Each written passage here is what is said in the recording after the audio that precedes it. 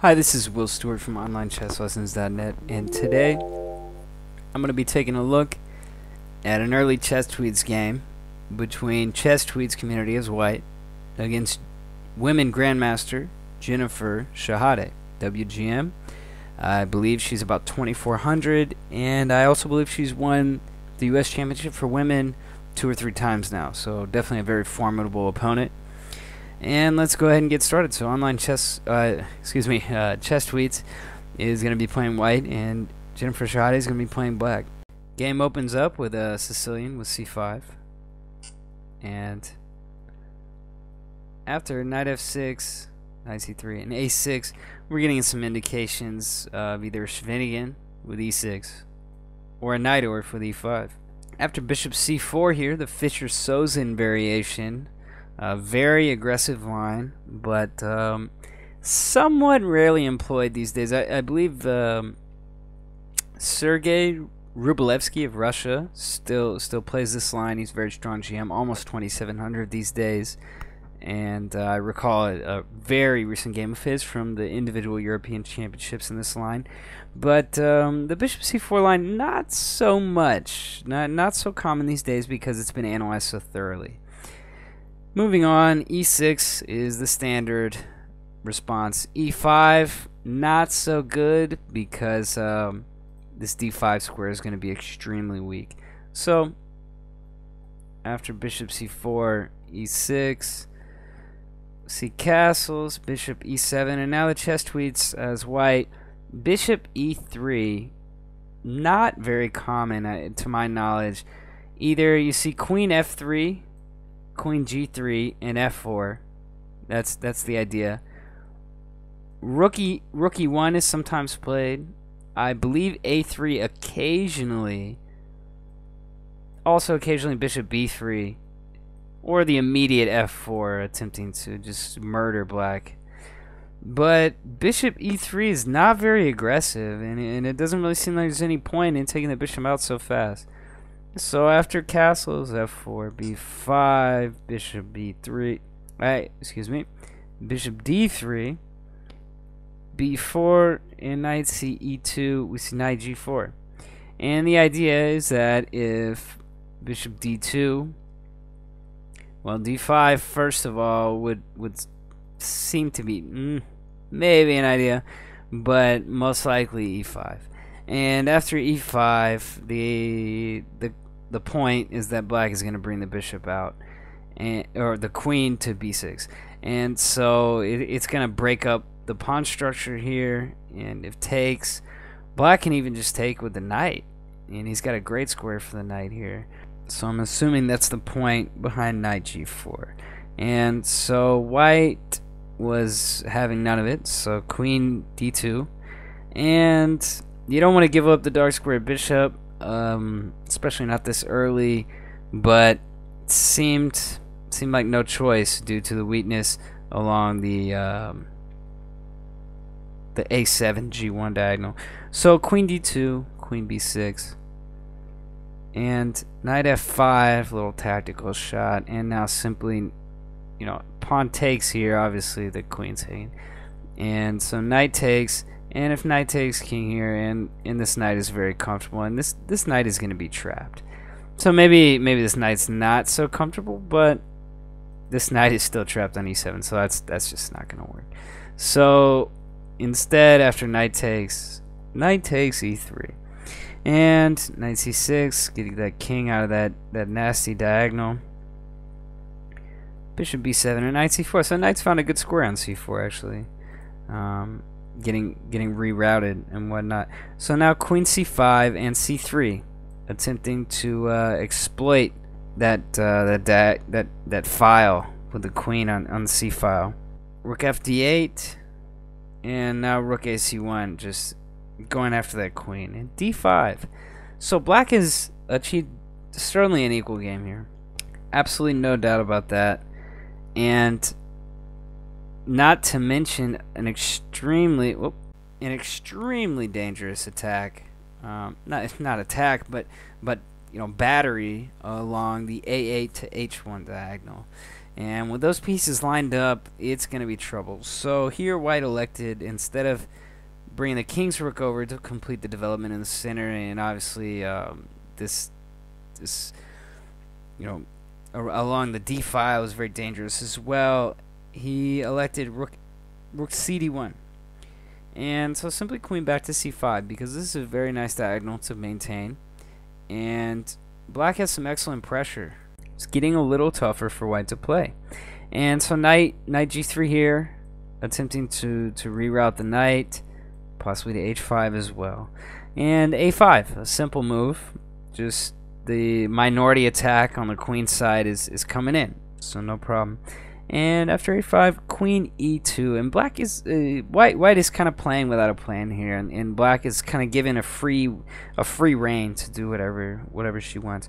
So after queen e2, bishop a6, and as many very strong players like to do, simplify, but these trades are not a coincidence. They're very beneficial to black, and we're gonna see exactly why.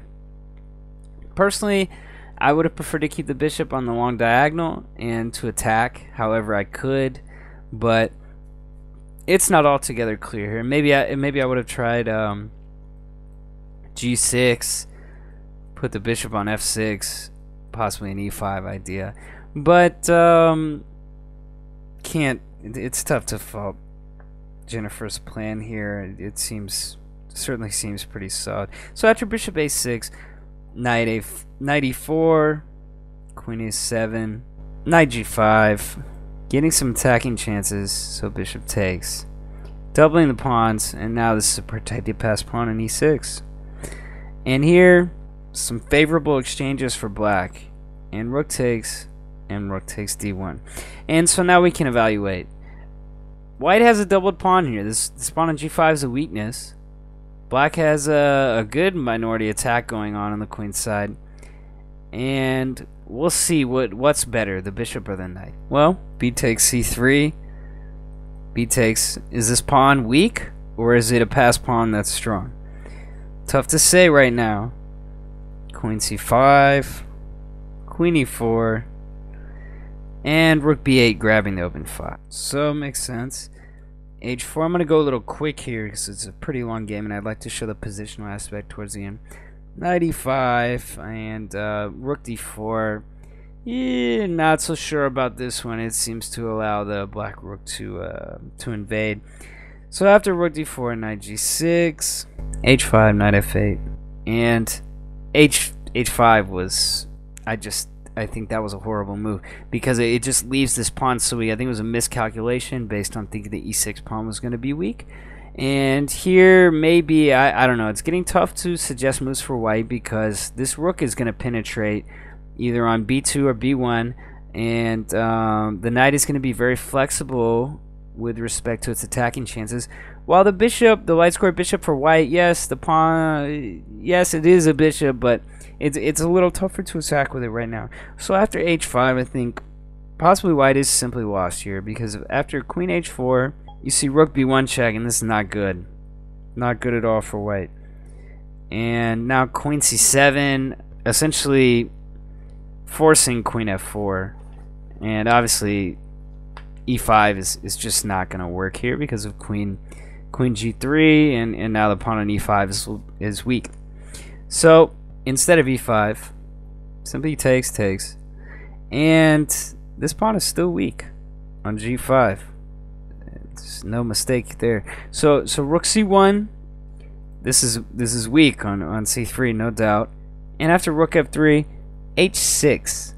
This is a very important idea. When playing these types of endgames as black, you want to make your opponent put all of his or her pawns on like squares to match the color of the bishop, because the bishop is not going to defend these pawns. Rather, the pawns are going to restrict the bishop, and it's going to be tougher for white to achieve dynamic play, and it's going to be more defending, which is always bad. You want to be attacking.